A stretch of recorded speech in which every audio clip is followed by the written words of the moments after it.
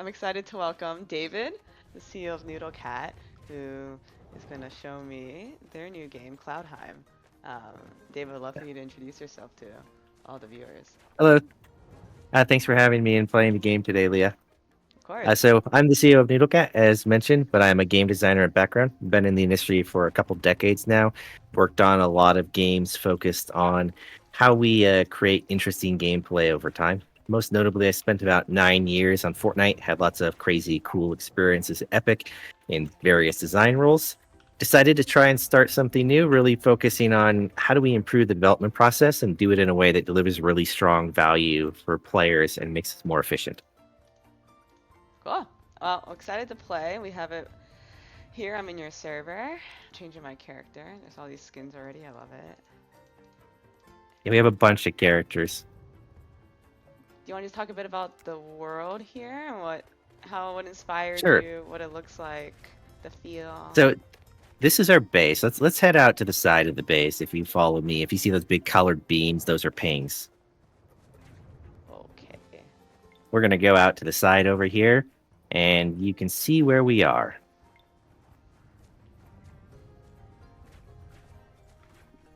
If you hit shift, you'll sprint to move Ah, there faster. we go. Yes. I was wondering how you're going so fast. We are on the back of Odin Shell. Odin Shell is a giant turtle. It's the foundation of Oh, our moving base. Yeah, everyone jumps off the ledge. That's normal. And so Cloudheim takes place in what we call a post-Ragnarok mythology. So it's inspired by a collection of different mythologies, primarily Norse mythology, but we don't follow the traditional arc, and we don't have as many of the strong stereotypes.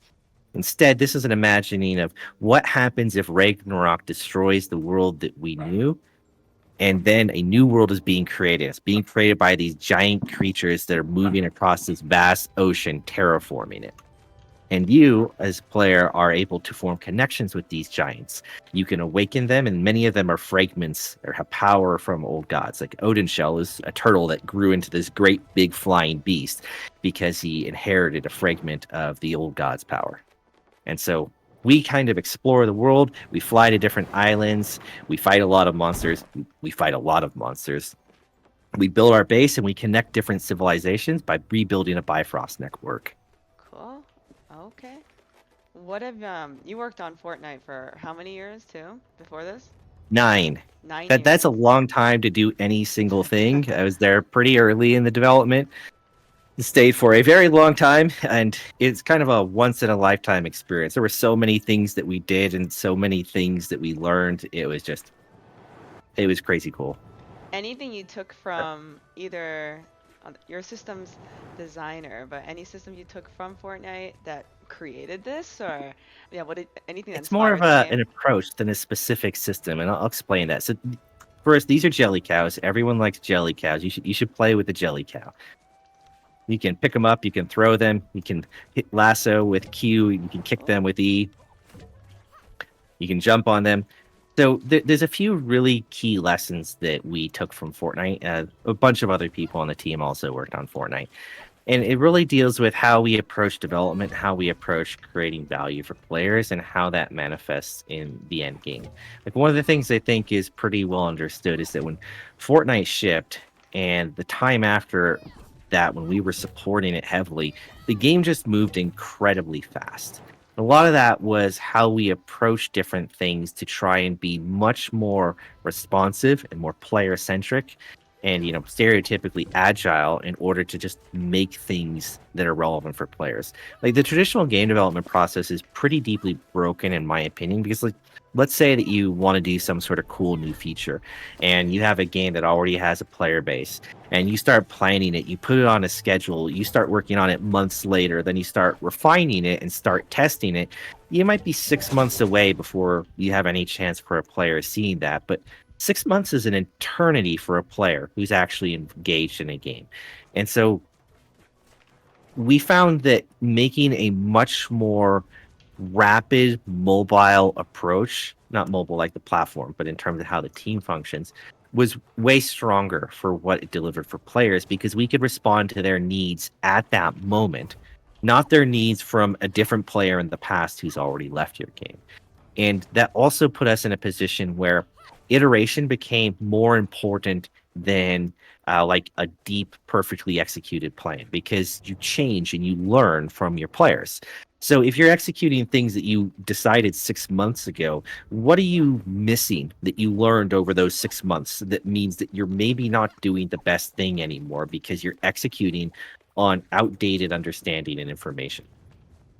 So these are items you can just hold right click and you'll start picking some stuff up.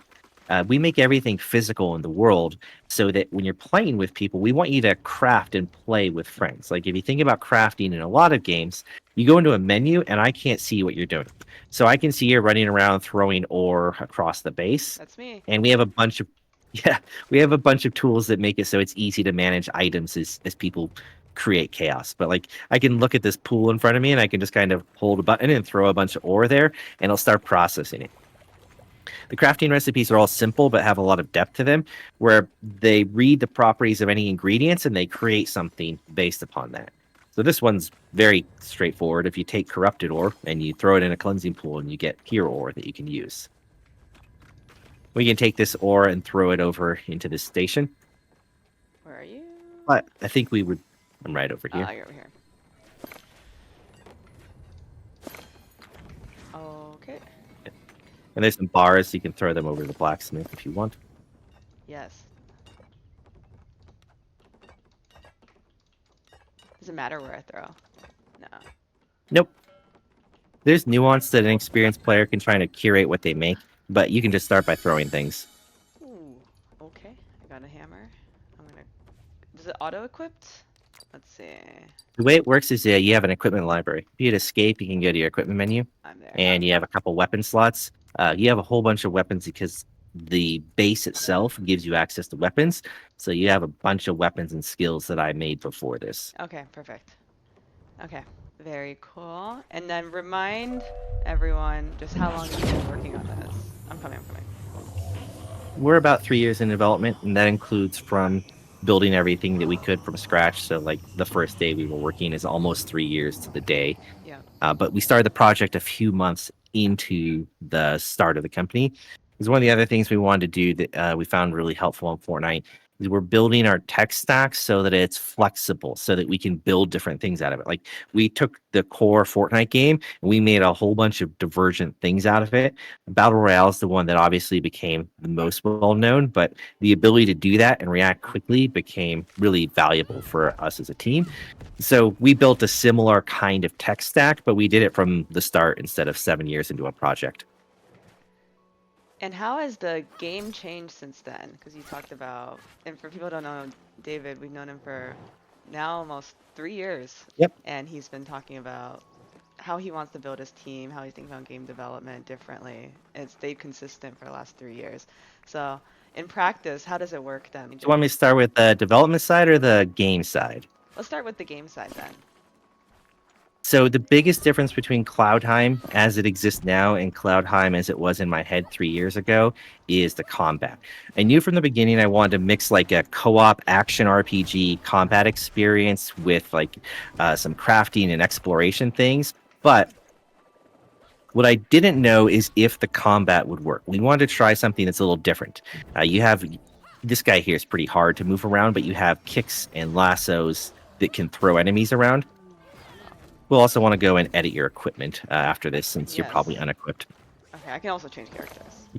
You're using newbie gear. Oh. Okay, I need So better gear. on the combat side, I wanted to try something very fast, very mobile, very fluid. And there's a problem that I feel exists in most cooperative games where you're operating on a rotation. And so a rotation, if you're not familiar with it, is when you have a series of skills that you execute in in the same order repeatedly. And the rotation, it doesn't really matter what content you're facing. It doesn't matter how difficult things are, what type of enemies. You solve combat outside of it, outside of the actual combat through your character build. So go ahead and equip some stuff in your equipment menu for some different weapons and skills. Okay.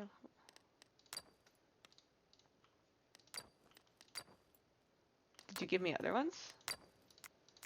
You should see a list of a bunch of stuff in your equipment menu. You can try things if you want, or I can recommend some. Okay, I only see the hammer, the dagger, and the dirk. Oh, you'll need to use a cheat because I used a cheat for it. Okay. So hit tilde and Tilde. type in grant skills Grant skills. space Oh, 3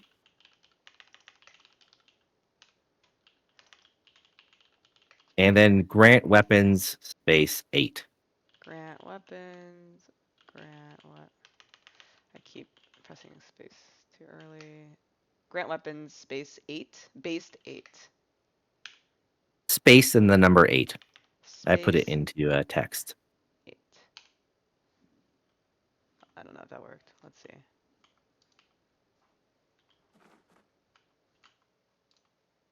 Oh, okay, I did both of them wrong. So grant weapons 8, grant skills 3. Okay. Equipment. Ooh, all right. I'm going to teleport us to base and back really quick. When we use cheats that edit your inventory, sometimes it'll mess up your equipment immediately afterwards. And Okay. so restarting the server will fix that. Okay. You should be able to rejoin about now. I'm excited for everyone to see the combat. It's so fun. The combat is really interesting because we had an idea and we literally weren't sure if it would work. It was technically possible. The core idea was let's derive from different genres than you typically see in cooperative games. And specifically, our combat design started with one sentence. What would it look like to create fighting game like juggling in a cooperative action RPG? And everything else is derived from that. So, what does it look like? What does it even mean to juggle in this kind of 3D space? How do you juggle? What does it mean to have players work together to juggle something? How do enemies respond to that? There's so many things that kind of cascade out of that.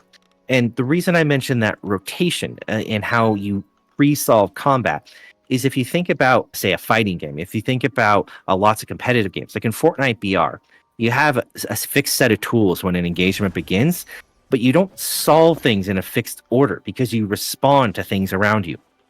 And the process of that response creates a really rich, unique experience where you get more variety, you get more mastery, you get more interest in using your tool set because you're responding to other players.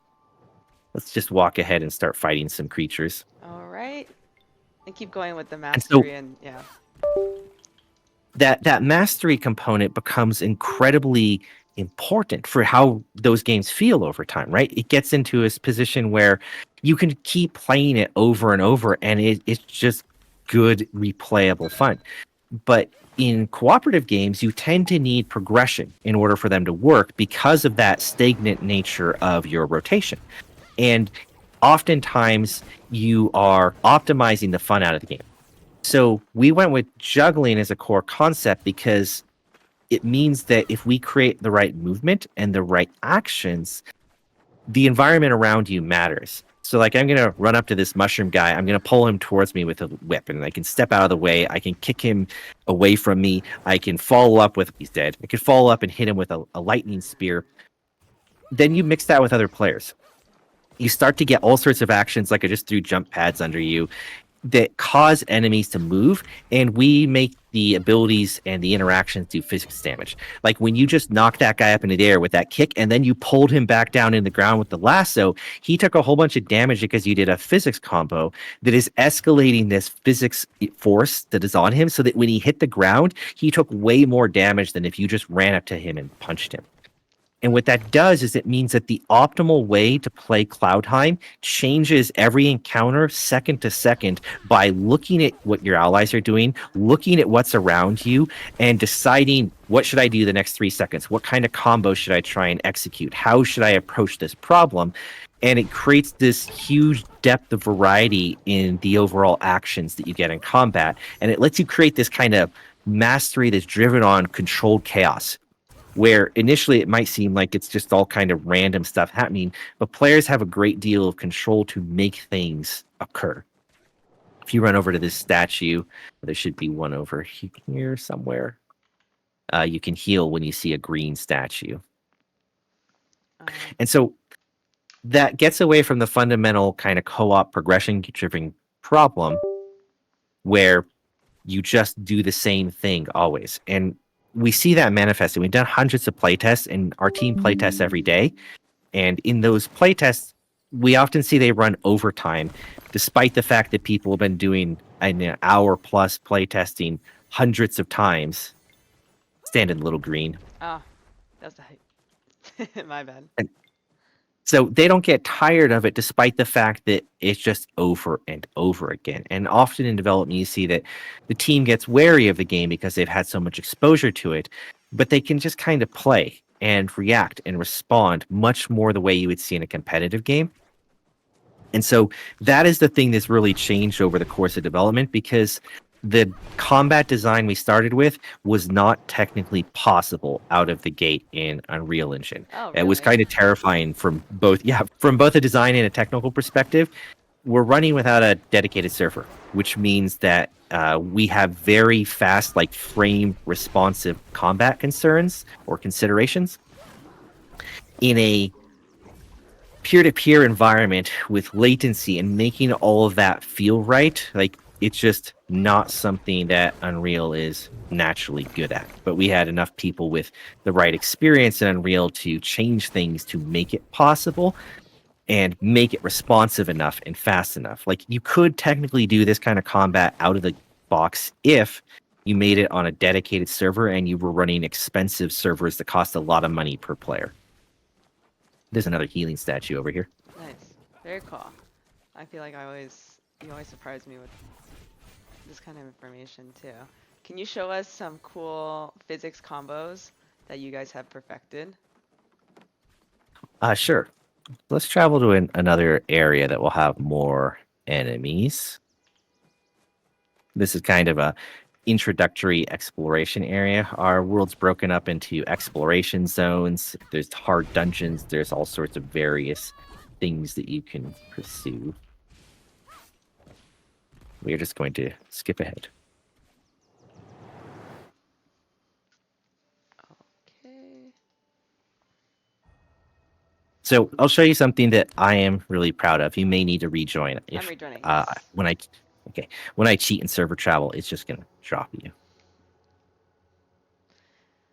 Nope, it's all good. This is unreleased, so I'm thankful to be even playing it.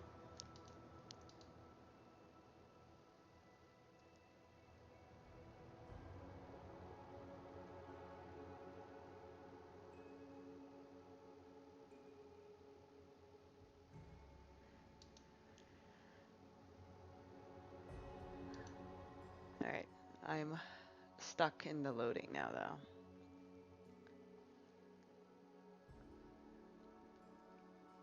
Wonder if you're able to join when I create a custom map like that. I've only ever done it for testing purposes. Let's see. Well, Let's we see can if it do it in kicks a me out. non-test map. Okay.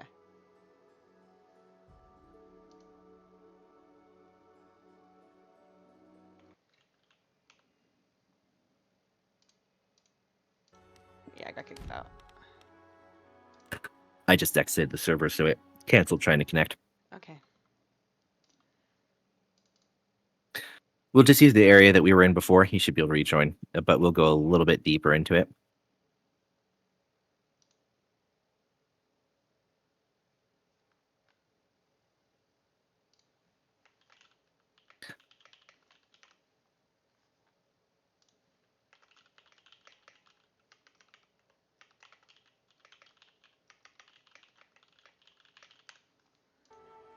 Let's see, refresh.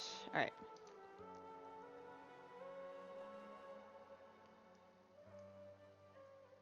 Alright, show us some. So Oh, I'm going to show you how I summoned you. I'm oh, going to show okay. you how our abilities work together, and I'll do it just in an empty space to give you an idea to start with. So we have an ability called barrels. I'm going to use it. I threw some barrels. They're barrels. They're physics objects. I can kick them around. They'll explode if you hit enemies. I can pull them to me. I also have this other ability here, a tornado. A tornado is going to suck up enemies and barrels and other things around into it and cause an explosion and so forth. So barrels are an example of how all of our abilities work, where they utilize some sort of component of physics, but they also can be upgraded. So I have another ability. I'm going to just grab a weapon that upgrades it. So I've equipped this sword here. This is called the Civil Disagreement, and it modifies my barrels ability. Now, when I throw barrels, they have jump pads attached to them, and they kind of chaotically bounce around. And if you run to them, you're going to get thrown up into the air because you're hitting the jump pad. But now you have a kickable, like tornado pullable physics object that can launch players in the air that has a amazing assortment of combat utility. You can pull them to you with your lasso to launch yourself in the air. You can kick them into enemies to both hit them with the barrel and have it crush and then also throw them around. You can create this like chaotic storm by sucking them into a tornado. So go and use that in combat Let's over see it. here. So one of the things that I'm really proud of when you look at this is a type of ability that was really easy to create that had no parallel in another game that I can think of. If you think about how a lot of RPGs work, you are making different versions of a fireball. You're making different versions of ways to hurt an enemy with a direct damage spell or absorb damage. And most games have very similar versions of fireball, very similar versions of all of their core skills. There is no game that I'm aware of that has something that's the equivalent of throwing a barrel with a jump pad on it that you can pull into other physics objects and cause enemies to move around. The sword I have also has this effect where it causes enemies to shrink. So you can see this little guy over here. I pulled him towards me with a lasso, and he shrinks and becomes tiny, which makes him more vulnerable to physics. So that when I kicked him, he just flew all the way up to that hut and bounced off it and died. And so what I can do from here is rather than saying this is the explicit combo I repeat in a exact manner, I create opportunities through using skills to change enemies' positions, their environment, to utilize the terrain around it. And an ability like the physics barrels will then be influenced by, are you on a hill? Is there a cliff nearby? Is there destructible terrain that you can use? And these all combine together. So imagine there's, a group of 4 people playing together. They all have their own different abilities, and they're all fighting different types of enemies. And every time you combo with another player, you do 2 things. You increase the damage of the next physics attack, and you increase the amount of loot enemies get. So what that means is figuring out how to create chains of attacks together, which is kind of hard to do when we're fighting things that die so fast that are low level. I see. But conceptually, it means that mastery of the game is about extending combos in order to get more loot. And is it like a counter so I can see how big the combo is, or you follow it? It's a counter you would have seen similar styles in lots of games where it's like a letter countering in the upper right that goes like BAS combo. We have it disabled in this build because you have to unlock it once you've leveled up through some tutorial stuff. Okay. All right. Maybe a place with a lot of action that you can show, because naturally there will be mastery and, of course, more combos with physics, but there'll be more variability in what happens with it. Let's go. I'm just going to make the enemies artificially a little bit tougher to account for us being overpowered.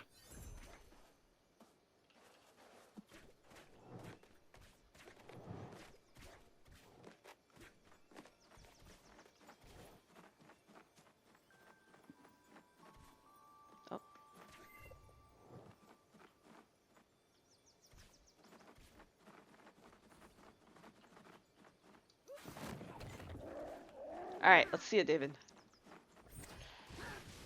So he knocks him up. Barrel. Tornado. Kicks. More barrels. Is that your signature? Like, that's your favorite skill or item to use? I like this one in particular because it lets you do lots of organic things with enemies in different methods. For example, you can't necessarily see it if you're at a distance. The majority of the damage I do to kill these guys, I don't even need to hit them with my weapon. I'm just causing them to fly around and have physics combos that are escalating the damage that they take and colliding with different objects in the environment to die. And that's your play This style. isn't That's how actually. you like to play normally? Yes, that's my play style. I usually use different skills though, because this one is unlocked later in progression. And I'm usually replaying the start of the game because that's what happens when you're in development. You replay the start of the game more than the end of the game.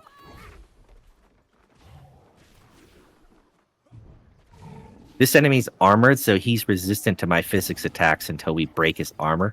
I don't have a hammer, but hammers are really good at breaking through armor. Let me help you.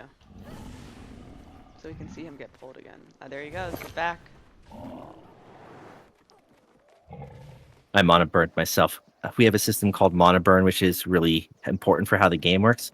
Similar to the rotation, in most action RPGs, you kind of stare at your cooldowns. So you look at your quick bar to see when you can use skills, when they're ready, and it takes you out of the fight. We let you use your skills even when they're on cooldown, but doing so gradually accumulates a burn that will cause an overload state. And so you always have the button press available to do the thing you want at the time you need it. But if you abuse it, if you push too hard, it'll stun you for a significant duration. That's what happened to me earlier. I see.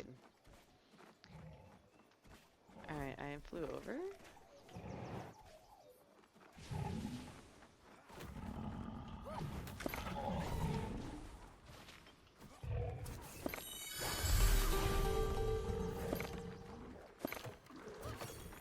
You can break most of the stuff in the world, like all these boxes I see you breaking. You can even break stuff like a lot of these spikes. You can break a bunch of trees, a bunch of bushes. Most of it will have loot too. You can just roll through things. You can hit them with your weapon. You can hit them with a skill. Very cool. The world is pretty heavily destructible. I'm pretty restless, so I think all people are going to see is me running around breaking things. And we see a lot of players do that. They discover, oh, I can break things. I must break every single spike and box and barrel in this camp. This doesn't break. We also have a lot of traversal stuff. If you look at these little glowing pinks loops, anything that's pink, you can interact with your lasso. So you can look at it and hit Q, and you will pull yourself up into the air. So I could pull myself up this tower, and you can use that for combat. A very common way I like to play is to use elevation. You have a lot of attacks that the higher up you use them, like I can jump off this tower, which you can't see because I'm way up here, but an attack, and it will plunge me to the ground. And the higher I am when I do that, the more damage it will cause to any enemies I hit. I'm going to equip a heal to be a useful team member. Thank you. And then the characters themselves, you have a lot of characters, a lot more than most games when you first launch. What inspires each character? Do you already have a vision of the universe when you decide to add a new character or modify one? What inspires each one? Because they're all The characters actually create the universe rather than the other way around. So we did a lot of exploration around what should the characters look like in our game. And our art director was the art director for character concepts on Fortnite. So like, what should characters and skins be? He did that for a long time. And for a game like Fortnite, was it also planned? Like the style, not only the style, but just because they're very generic. So much. There was so much that went into figuring out what that was, and that was a multi-year process that iterated just those two and main grew characters, over time. the woman and the man, those iconic two characters. Those did change over time, so it was still a long process, and they shifted on who they were. And that was very intentional and involved multiple teams figuring out what we wanted those to be to represent the universe. But now they're like the iconic IP that people recognize. Yep. And that was the goal. That was very intentional, and a lot of team across both art and narrative design did a good job of really pulling that off. And then for you guys then, similarly, is there... We started with what do we want our characters to be. We spent a lot of time there. Our art director did all sorts of different types of concepts and exploration to say, hey, what should this be? I'll walk us to a dungeon wall. Do that. So our art director went through hundreds and hundreds of concepts to figure out what should the characters be, using a principle that we had used on Fortnite to try and find things that are as broadly appealing as possible, but while still having a bit of a different identity. We didn't just want to remake Fortnite, but there's going to end up being similarities because there's certain consistencies behind what makes something broadly appealing. We designed characters and found threads in those characters, uniting them. And there's kind of three common threads that tie our characters together. One is there were lots of things that we would describe as the Nordic element of the game. Certain styles of hair or clothing, certain like designs or ruins or other things like that. Another one was street fashion. So, like the character I'm playing, which you cannot see right now, but I can run over to where Oh, I you see are him. I see him. shortly. I have sneakers. Nice. Sneakers don't really traditionally belong in the type of world that we have. Lots of our characters have sneakers. I kind of have like, baggy pants, but those baggy pants have runes on them. And the third influence that we saw really trending well within the team was sort of an anime flair. Like not the pure anime, like 2D style characters, but some of the aesthetics, some of the approach. Like the outfit my character has is totally impractical, but it's cool. And with And sneakers. we then said, what's that? With sneakers. Yeah. Yeah, and so we then said from there, what would a world like that these characters live in? What are the themes that would tie it together? What are the places that we want players to go to? And that is how our game world came to be. Okay. We approached it that way because we felt that a strong character design is the first thing that people will attach to. They'll respond to seeing a meaningful, cool character Totally. and wanting to play that character. And what is the character that you think most people will play? Like the characters you guys are putting on trailers and promoting the most. That hero character. There's a few characters that we see are really popular. I'll travel to the dungeon here and then use the. Then you'll be able to see as I can show you them swapping between them. I see you now. So let's go to the base.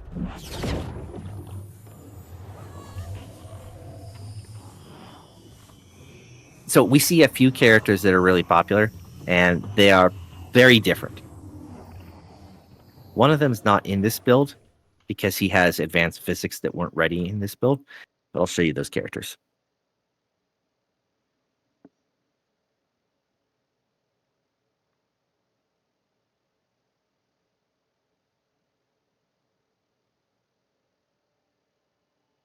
The character I'm on was pretty popular initially. I think he's waned a bit as we've gotten some additional characters in there.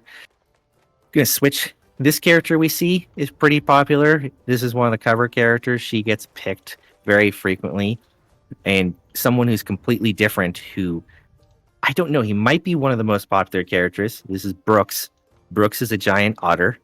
And Brooks has various skins that you can give him. So one of the ones that is popular is Gummy Bear skin. Oh. We see Amazing. this probably specific one we see probably more than any other skin, but I don't know if we see more of Brooks than any other character. We see a decent amount of the one that you're playing, Nina. Yeah. This one here, yeah, and Maeve used to be pretty popular. She still resonates quite well. But as we've gotten more characters, we see things shift around a bit. Barbara is interesting. Barbara, we tend to see lots of Barbara when we see Barbara. So that's the character I am on now. Like when you end up with an entire team of Barbara all playing together quite commonly in playtests, and she's just, as you can see, quite big compared to the character that you're on. Wait, let me see the size you guys made her compared to. Oh, yeah, you guys made her pretty big. Yeah, she is tall. There is a little bit of nuance to the size affecting things.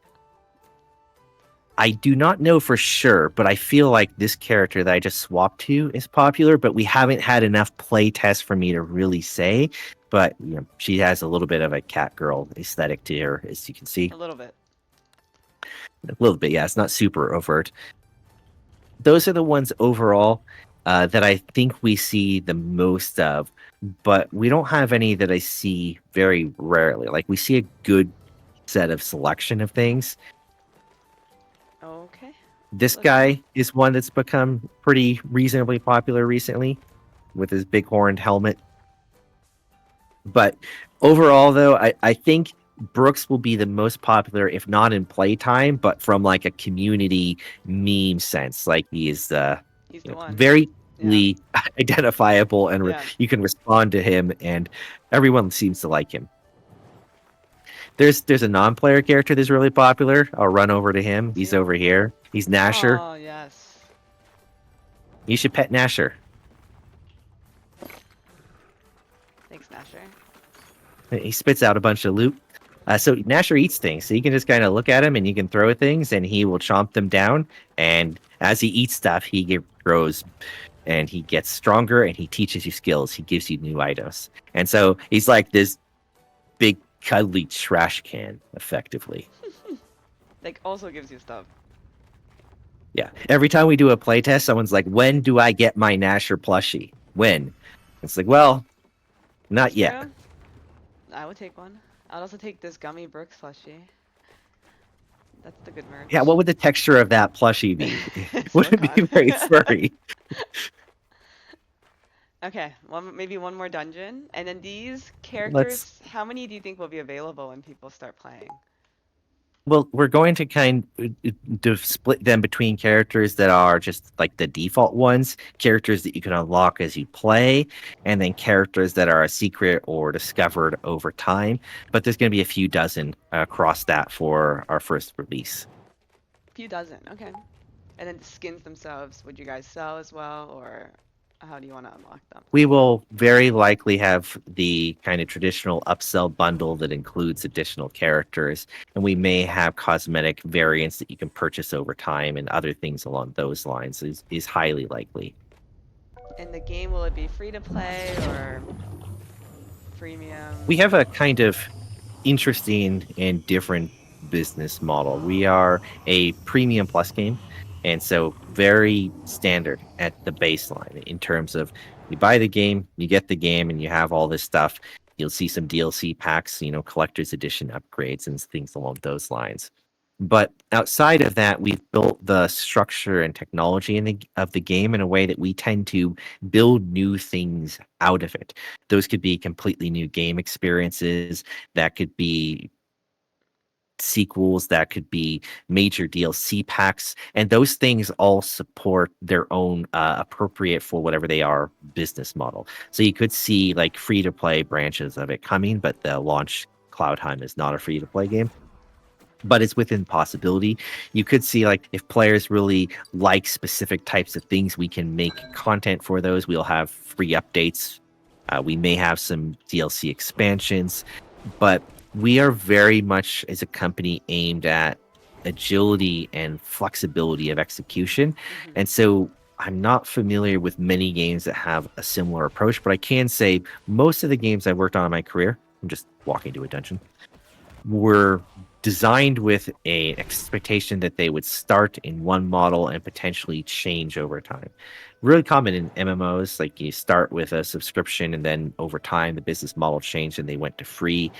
And we want to make sure that with anything we do there, though, that we are really delivering value for players that make them attached to the brand of both the company and the IP, so that we're not approaching in any way that like disenfranchises people.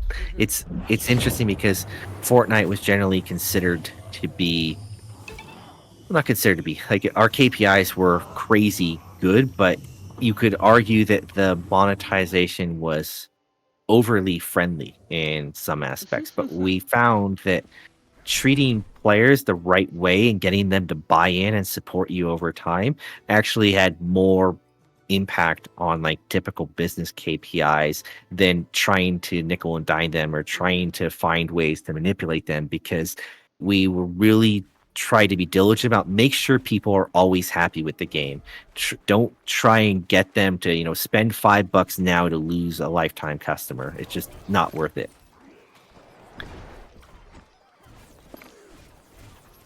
There's cannons in these rooms. You can kick the cannons and they will bong cannonball greebles.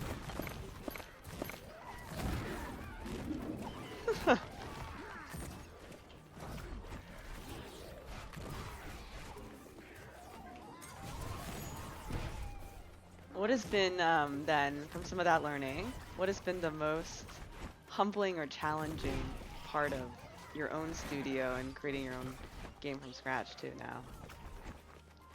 now? That's pretty easily for me just the necessity to work with lots of partners. Like not saying like hard to work with partners, but like there's a lot of people who support a studio. We have investors, we have advisors, we have people we would talk to about making a deal. The amount of time it takes to try and build those relationships and foster them, make sure that people are in the loop, make sure they understand how things work, and use their strengths, use their advice, use their capabilities.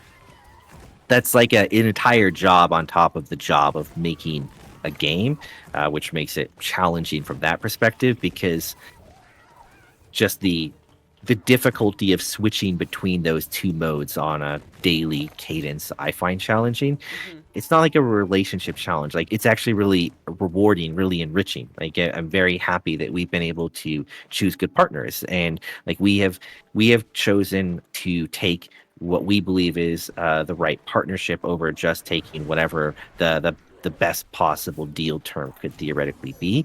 And I feel like that's worked out because making games is a team effort, down to the dev team, down to the publishing team, down to the investment, down to your storefronts and first parties.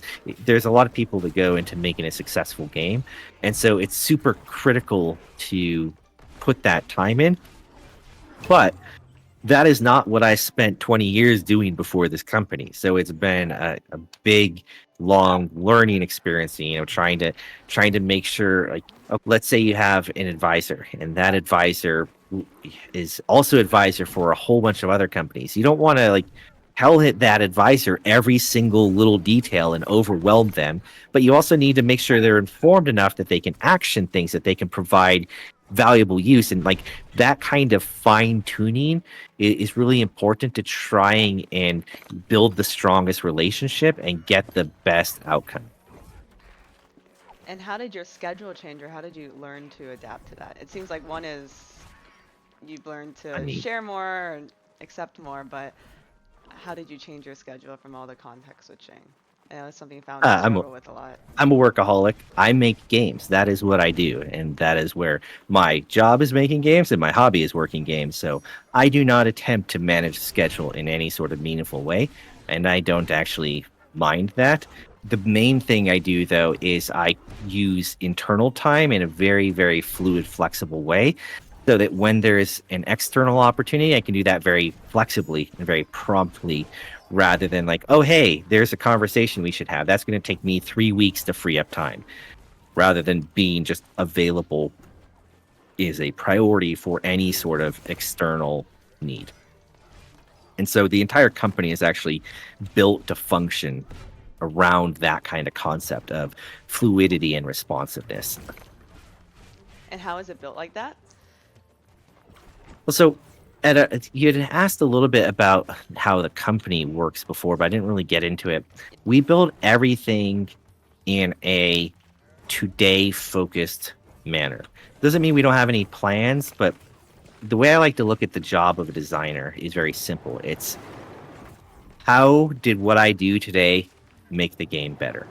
Designers are often considered the people who plan things and write a lot of documentation and figure out the feel of a game. And those things can all be true. But across the entire team, I think the simplest goal is whatever you're doing today should be somehow making the game better. And you should be able to look back at that and evaluate that and say, yes, if I was not here today, the game would not be as good as it was.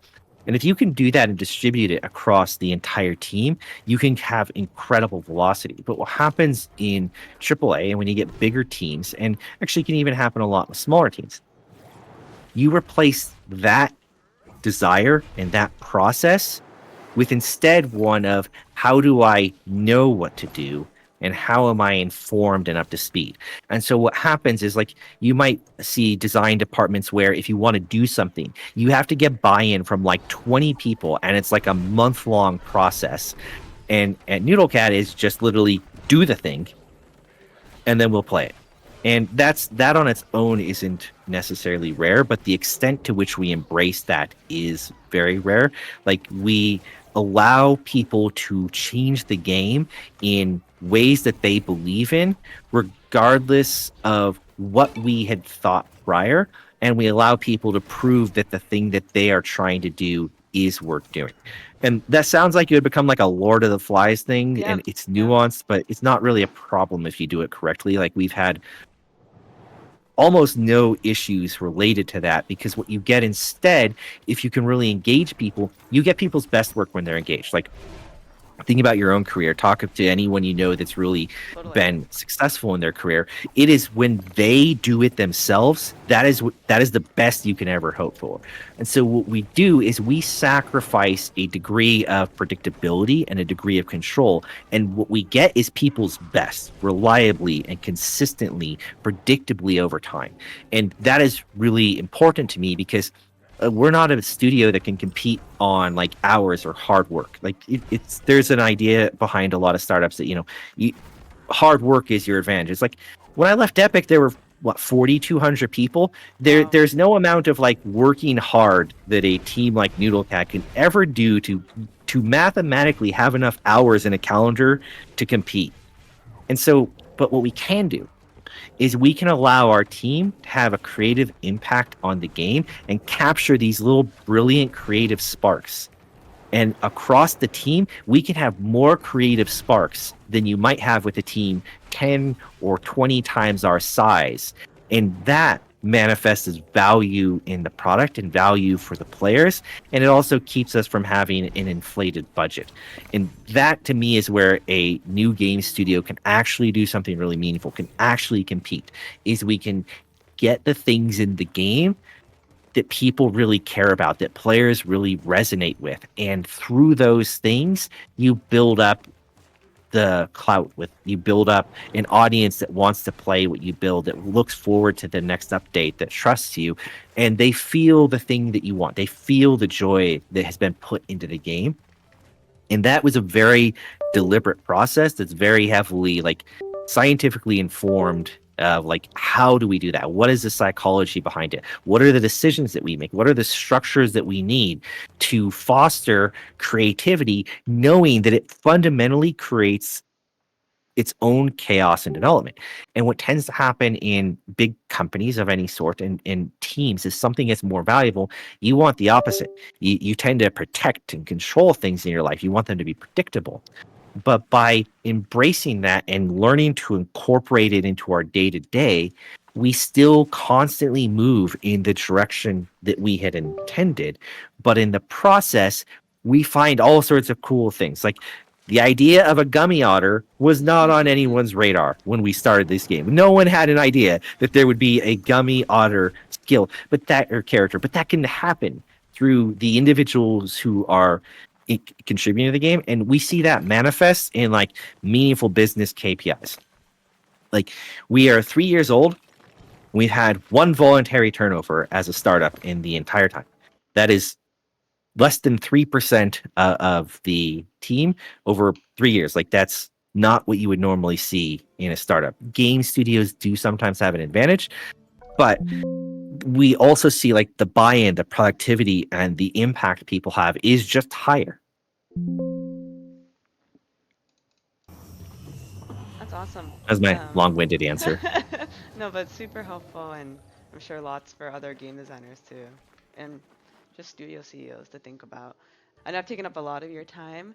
Any parting words or any, anything that you want to share with people that are going to play the game or other startup game creators? I know you shared some great tidbits just Sure. there.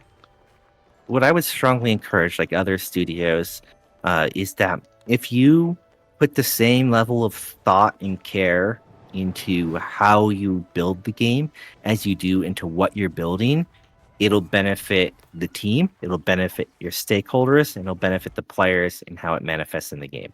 I'm very proud of how quickly and effectively we came up with a combat system, both execution and design of it, in a small team where like we only had two designers at the time, including me, which I was, have another job. in order to show the first really strong working version of our combat. And it's because if you create that right structure, you afford people to be the most effective versions of themselves. And when you look at different areas in which our industry would struggle, the more that we can adopt that and we can put that deliberate thought and exploration into how do we do this better, I think it'll make the industry as a whole more effective, and it'll help with some of the uncertainty or instability that exists because it makes the team and their goals and the business goals and the execution of those align. And if you can have those things aligned and harmonic, that leads to better outcomes. Awesome. That is my belief. Amazing. Well, thank you, David. When can we expect to play? When can the public expect to play Cloudheim? We're going to be doing open beta tests in this summer sometime. We haven't picked a date, but we're looking at this summer we will start doing open betas. And what is the Discord people could join? Oh, there's a link somewhere. I should know this. All This right. would be my I job. will I link do it. not I know will it, but link it. there is one. It Don't does worry. exist. Yes. I got you. Okay, cool. Thanks so much, David. Thank you.